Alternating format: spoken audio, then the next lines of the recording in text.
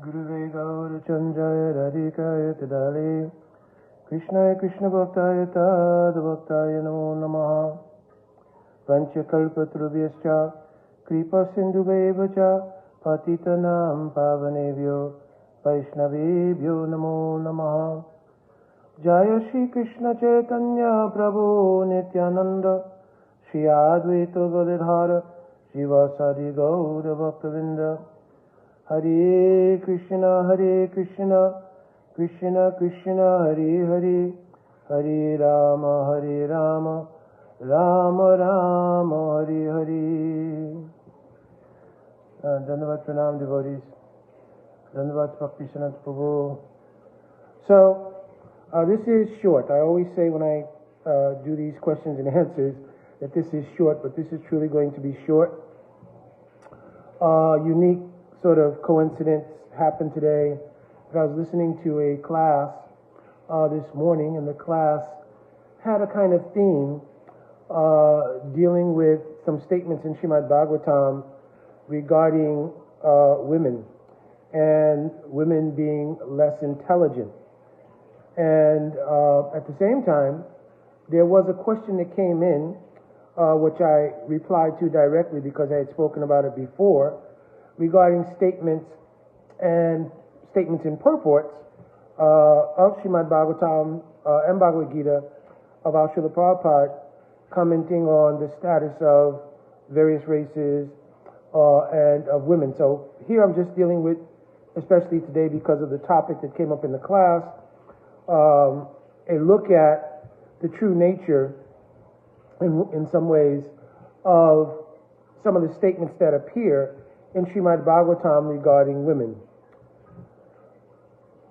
When you approach the desire to understand Srimad Bhagavatam, Mahaprabhu himself is told, if you want to understand Srimad Bhagavatam, then you should approach the lotus feet of a Vaishnav, especially that Vaishnav who's taken exclusive shelter of the lotus feet of Sri Chaitanya Mahaprabhu. Bhagavata Pada Vaishnaverastani Ekantasraya Chaitanya Charani. Because the message and the imports of Srimad Bhagavatam are extremely deep. And the teachings that are present in Srimad Bhagavatam are also very subtle in many cases. So with material intelligence and material perspective, it is difficult to glean the actual substantive teachings that are coming from Srimad Bhagavatam. That's why it's mentioned, Nayam Atma Pravachanena Labdya Namelsa Nabhusutena.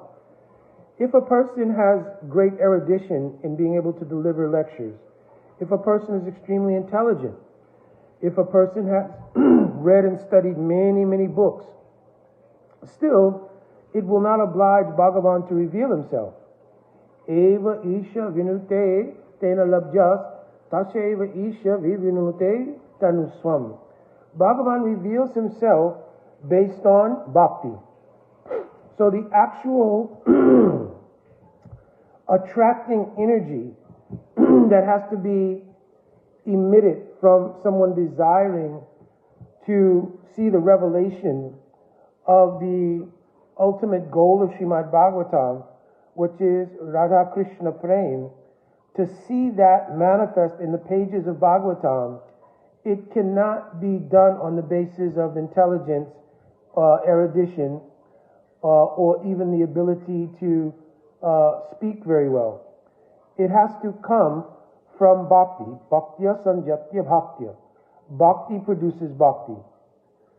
So, when we look at Srimad Bhagavatam, we have to look at what bhakti is trying to teach us, because Srimad Bhagavatam is not different from Radha and Krishna. Tulya Bhagavata Krishna Vibhu Sabasrai. Prati Shloke Prati Akshare Nana Artakai. So every word, no, not every word even, every akshar means every letter of Srimad Bhagavatam is pregnant, Nana Artakai, with so many meanings. So we have to look, according to the instructions of Chatur Shloki of Bhagavatam, we have to look and search for the truth up to the highest point. The highest point is mentioned in the first shlok of Srimad Bhagavatam, Janmadhyasya Yatha. What is that praying? Vishwanath Chakravarti Thakur in his Tika on this verse, his commentary on this verse, mentions in one Tika that this Janmadhyasya Yata means Janma Odiras. How will I discover praying? He first establishes Janmadhyasya Yata means those conditioned souls first recognizing the position of Bhagavan as the genesis of this creation which we find ourselves in. From that status, one can then surrender to Bhagavan, realizing the constitutional nature of being the Das of Bhagavan. Then one can search out the highest experience of being related to Bhagavan, which is to serve Bhagavan or Bhagavat praying. You understand?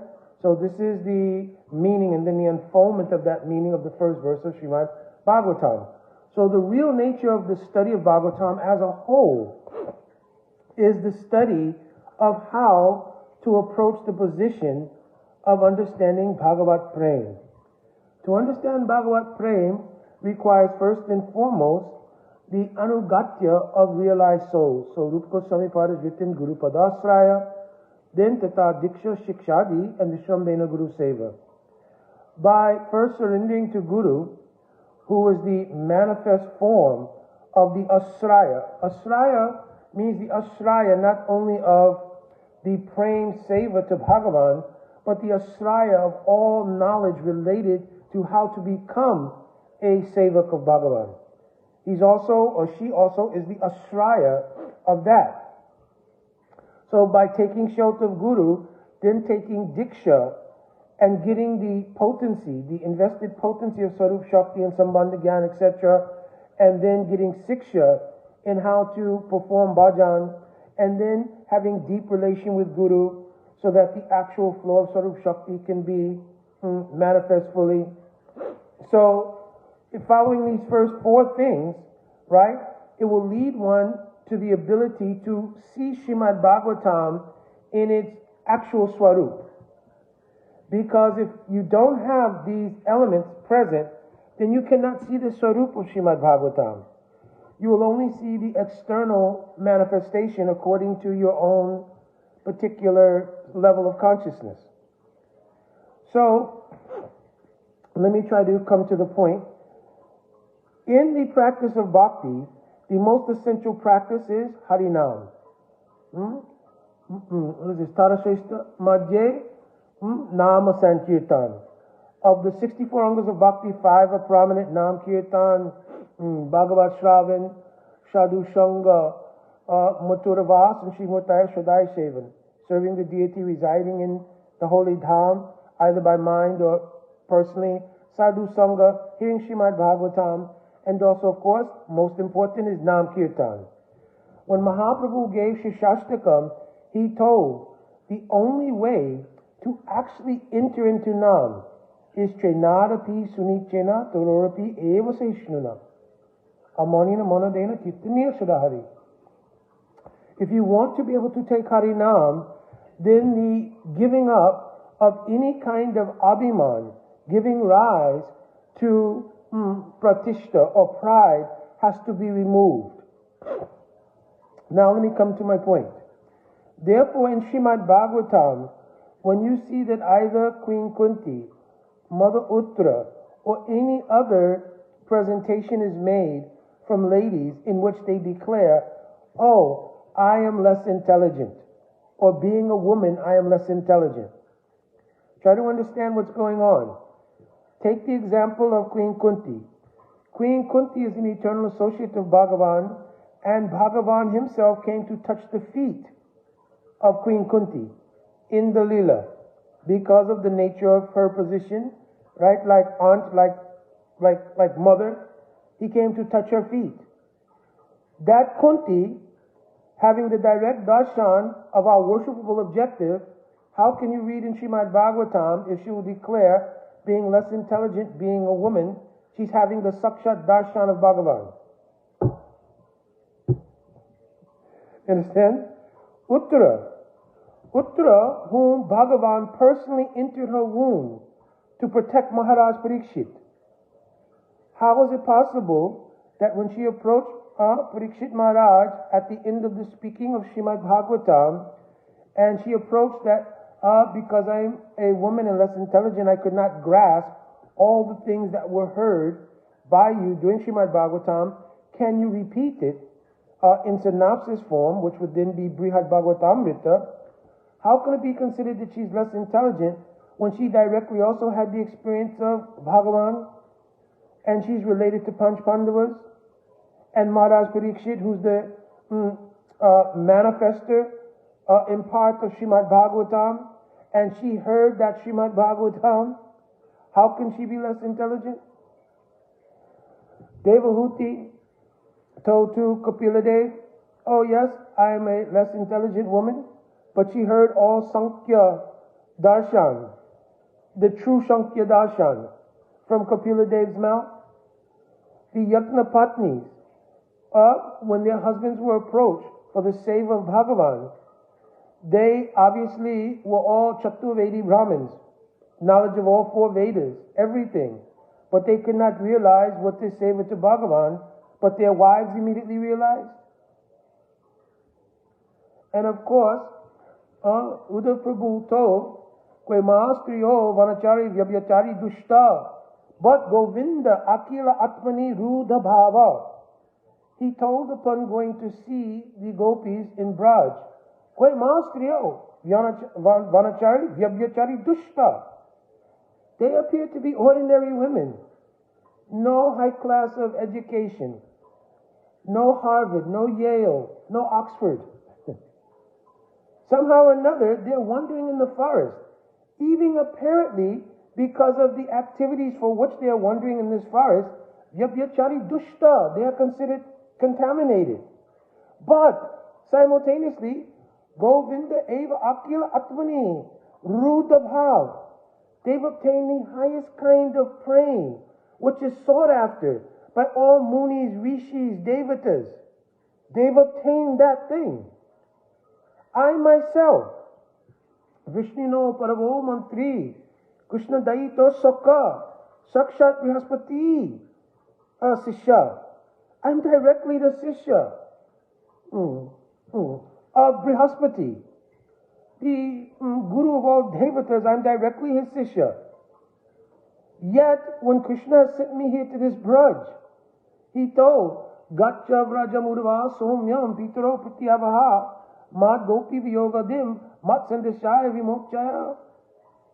Oh, when you go to Vraj, Uddhav, because we have similar characteristics, and I'm not going into all Uddhav's sandash, but he dressed Uddhav in his own prasadi clothes, gave his own chariot, so many things. He said, Pitaro. Pitaro means our parents. So try to give by your nature, by your resemblance to me, by so many things, try to give some pacification to my parents. But to my gopis, the nature of their prema is so high that you will not be able to, though being the disciple of Brahaspati, and Paravo Mantri being my own advisor, you will not be able to give any intelligent consolation to gopis, so give my message only. And then witnessing the Brahmara Geet, Uddhava told, Asamaho charana renu jusamaham syam, Vrindavane kim gung alata shodinam. I'm praying that I may become even like blades of grass or shrub, that these women, they may step on my head and give me their mercy. So in Srimad Bhagavatam, sometimes we say, well, this is different, that one conversation is about ordinary ladies, another conversation is in Bhagavatam is different. No. There's a principle which is being taught. The principle is that the initial understanding to bhakti is imbued in Trinara Pi Sunij.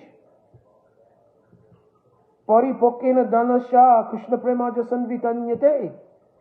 That actually Brihad Bhagavatam itself is saying the symptom of the advancement in bhakti is humility. Paripokena Danyasha. Danyasha means humility. So these ladies, in approaching or in speaking, oh, I am so much less intelligent. It is showing the approach that gives access to understanding Bhagavan. You understand? And if you look in all the cases of those who have so much Purushabhiman, Purushabhiman means I'm male, I'm so much intelligent, etc., etc., then very difficult to understand bhakti. You understand? So until the Abhiman of being imbued with intelligence is surrendered at the lotus feet of the highest form of worship of Bhagavan, which was expressed by the gopis. Sri Vishwanath Chakravarti Thakur himself is mentioning Aradjo Bhagavan Vrajesha, Aradjo Bhagavan Vrajesha, Tanayas Tadhamma Vrindavanam Namaskasya Upasana Vrajavadu Vargena Yakalpita Srimad Bhagavatam Pramanamamalam. The spotless evidence of the superiority of the position of being completely free from any kind of abhiman, of intelligence, mundane intelligence, or even a quote, transcendental intelligence that doesn't rise to the level of praying seva. All of this kind of intelligence should be given up in favor of a humble mood of being able to approach Krishna for praying seva. So he's saying that the methodology used by the gopis of Braj in Vrindavan, the gopis' mood is the highest mood of appreciation for serving Krishna. You understand? Ya ma bhajan dujay gaya shrinkala samvischa. Krishna could not even reciprocate. Na pareham nirvaja samyujam. He could not reciprocate with their love. It's so high class. And they gave up everything for his seva. You understand? So Srimad Bhagavatam is teaching this essential lesson. You understand? It's teaching this essential lesson of the importance of humility when one wants to understand bhakti. Bhakti cannot be understood by any other means. Saranagati itself, Atman Chek Karpanya. The means of approach is Saranagati, is the doorway to bhakti and the first anga of bhakti. But without humility in that mix, there is no Saranagati. So to accept things favorable, reject things unfavorable, Krishna is my protector, my maintainer, all these things there, but also without Atmanakshep Kalpanya, without becoming humble, there's no prospect for doing actual Saranagati. So these statements in Srimad Bhagavatam are all made by very high class of devotees. So they're teaching what is the methodology to get realization of praying seva to Bhagavan. Understand? So this is how we should see these kind of statements. They're not statements related to the mundane world. You understand? And in the mundane world, everybody, due to their own self-interest, has Purush Bhav. Purush Bhav means how to be the enjoyer. You understand? There's only one Purush, which is Bhagavan. Everyone else is actually Bhagavan Shakti. You understand? So having Purush Bhav means how can I be the enjoyer? And whether you're in male body, female body, so many different material, intelligent ideals and ideas will come up how I can accomplish my self-interest. So here, Srimad Bhagavatam is speaking to the principle of humility and showing how the principle of humility is the only means by which we can enter into Nam, enter into Seva, enter into the association of Sri Krishna. That's why in the case of the wives of the Yajnik Brahmins, they immediately, upon simply hearing Krishna's request, could immediately do Seva. But the Yajnik Brahmins, who were full of all Vedic knowledge, could not. You understand? Now, don't mistake this to mean that we should be absent of Sastravid. Sastravid means sastric knowledge. Sastric knowledge in pursuit of bhakti is encouraged. You understand? In the verse, Anya Abhilasita Sunyam Gyana Karmani Navatam Anukulena Krishna Nusila Bhakti Ruttam. So it says that bhakti should not be covered by karma or gyan. And then gyan has been described by Rupa Goswami. Tatparata Gyan, Tramparata Gyan, Brahma Aikya Jiva Gyan. So Tatparata Gyan, what is Bhagavan? Tramparata Gyan, who am I? And what is the relationship? Is very desirable. But Brahma Aikya Jiva Gyan, that knowledge which leads to impersonalism or anything outside of prema, that's what's to be rejected. So we want knowledge, but knowledge teaches us humility. If the gathering of knowledge doesn't teach humility, it covers bhakti. You understand? Because then self-interest arises. Therefore, in Manasiksha, Raghunath Das Goswami Pad mentions with caution, Pratishtashta drashta, sopacha ramari ridi me natet, katam sadhu prema prasakti suchihir, nanu manaha. How is it possible for that pure praying to enter the heart if pratishta asha, the desire for name and fame based on being learned, good kirtanir, very good pujari, very great speaker, if all these things contaminate or occupy space in the heart, how can pure nirmal prema enter that heart? Understand? So these statements of the ladies in Srimad Bhagavatam, in any case, they're representative of the teaching that humility is the foundational principle under which one can enter truly into anugatya and realize Bhagavan. So in the case that was spoken this morning, Uttara's approach to Maharaj Parikshit was, now that you've heard Srimad Bhagavatam and you've realized Srimad Bhagavatam, though you are my son, which by etiquette, the roles of who should be humble to who, the son is always indebted to mother and father, Matan Pita Guru for the children. But here, Uttara is saying, no, I'm coming to you in all humility because I'm pursuing realization of what was spoken in Srimad Bhagavatam. So this is one way to understand the nature of such statements. And if we keep those statements in the realm of the pursuit of pure bhakti and don't drag them into the mundane social atmosphere, then our prospect for realizing something in Srimad Bhagavatam becomes very great. Understand? Alright, I said this would be short, and maybe this is the first time I'm keeping to my word because I have some services to do. Alright, my Dandavat Pranam devotees, Vancha Kalpaturvesha, Kripa Sindhavevacha, Tatita Nam Pavanebhyo, Vaishnavebhyo Namo Namaha. Jai Radhe Radhe.